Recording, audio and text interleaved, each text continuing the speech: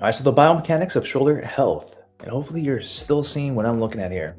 The biomechanics of shoulder health, right? Corrective strategies, and also the paradigm shift in rotator cuff rehab, right? So just for a little bit of key engineering principles here, right? So the shoulder is a ball and socket joint, just like the hip. With the hip, we have high stability, and low mobility. The deep hip socket provides immense bony structural security at the cost of rotational freedom. Right now, for the ball and socket, though, for the shoulder, right, the shoulder is high mobility and low stability. The shoulder sacrifices structural security for the body's highest degree of multiplanar freedom. Multiplanar, so basically transverse, abduction, flexion, extension, circumduction, right? So circles, right? So it has a high freedom for mobility in a multiplanar direction. So key engineering principle. So without a deep bony socket, the joint relies entirely on dynamic muscular stabilization. You are only as strong as you are stable, right? So I was listening to one of the NASM's podcasts, which with this material is based upon, and it was so it was talking about the shoulder health, and the headmaster instructor for NASM was talking about working with a professional athlete, how they can, for example, let's say they can bench press like 315, or they have like they can do a power snatch for Olympic lifting, and once the NASM instructor was going through stabilizing exercises. So, but that's being saying that with the statement of you are only as strong as you are stable. So yeah, we can bench press the X amount of weight. We can deadlift and power snatch all this weight over our head and into a overhead position. However, we are also maybe sacrificing and maybe increase our chances for longer term injury. All right, so yeah, so we have, with the rotator, there's 4 key muscles. You can think of SITS, S-I-T-S, supraspinatus, infraspinatus, scapularis, and teres minor. So hardware specific specs, the dynamic stabilizers. So the primary function, these muscles are not primary movers. They are not primary movers. They act to dynamically center the humeral head in their shallow socket during overhead loads. Training protocol. So work the shoulders inside out. Stabilizers require lighter weight, higher repetitions, and precision before introducing heavy loads.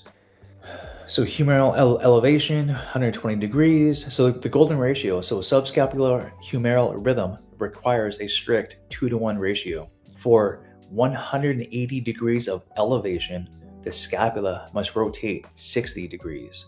So the glitch, scapular dyskinesis, occurs when the scapula gets stuck on the rib cage, forcing the humerus to drive upward alone. So the result is devastating mechanical torque, leading to subacromial impingement and the fraying of tendons.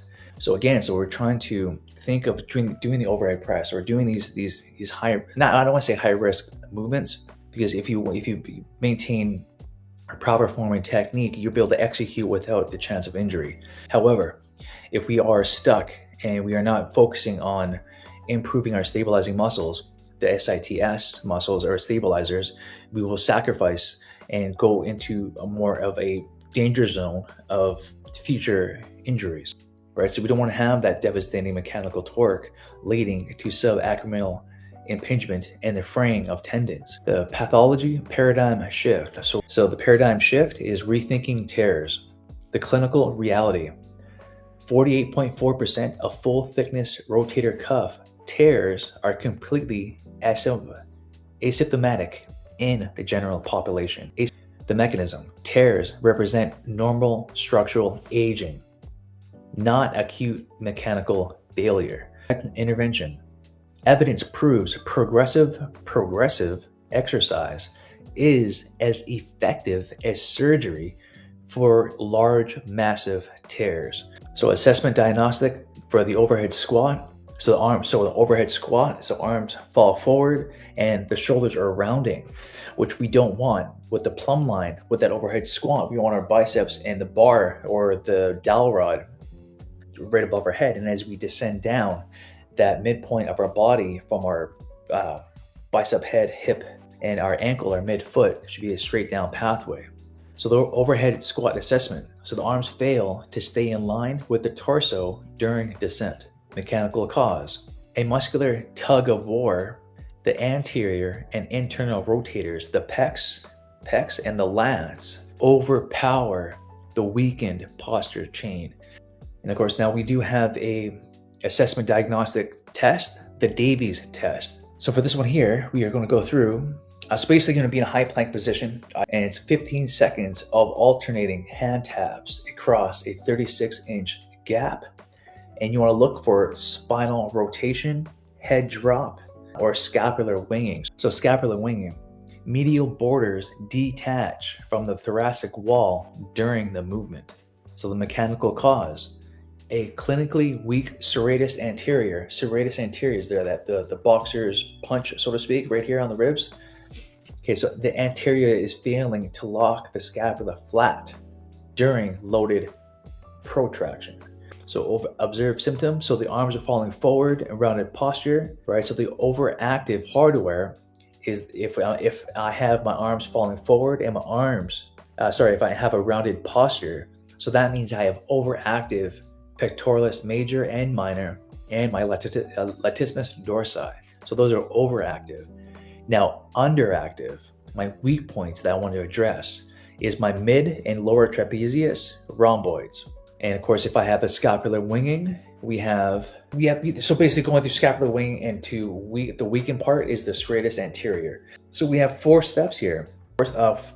Quickly here. So number 1 is inhibit. Number 2 is lengthen. Number 3 is activate.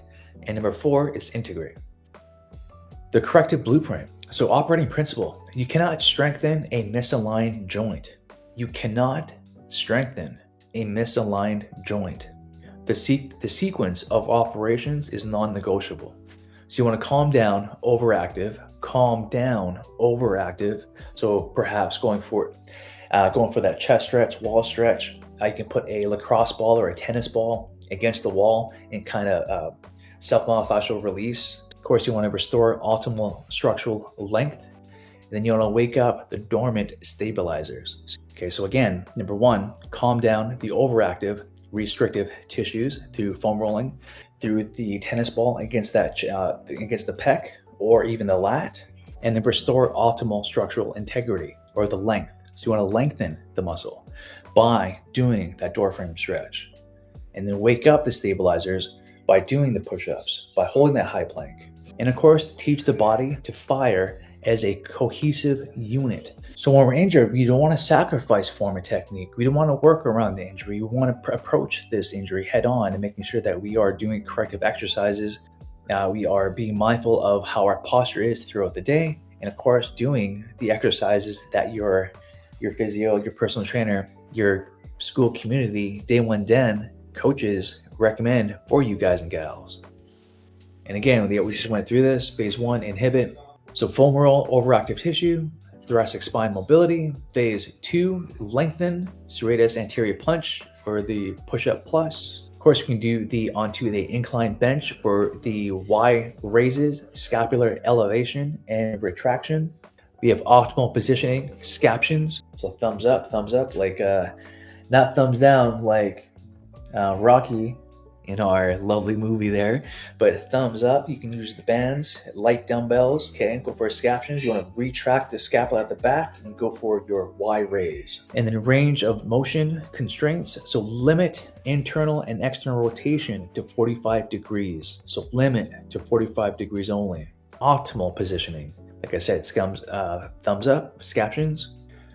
And of course, teach newly activated stabilizers to fire simultaneously during complex multi-joint weight-bearing loads. Okay, so the load protocol. Prioritize horizontal pushing and pulling. So rows, modified push-ups, single arm cable chest press, So we want to prioritize horizontal pressing and pushing as opposed to overhead pressing during early rehab phases to limit mechanical demand on the subacromial space. So we have dips, forward and back bench dips. We do not want to do a thumbs down lateral raise or empty can raises, as you might see on social media. So build the inside out. Stability dictates force, and pain does not equal damage. All right, so pain does not equal damage on this one. So calm the tissue, restore the mechanical rhythm, and integrate the system. Okay, so that is the shoulder biomechanics blueprint for you guys and gals.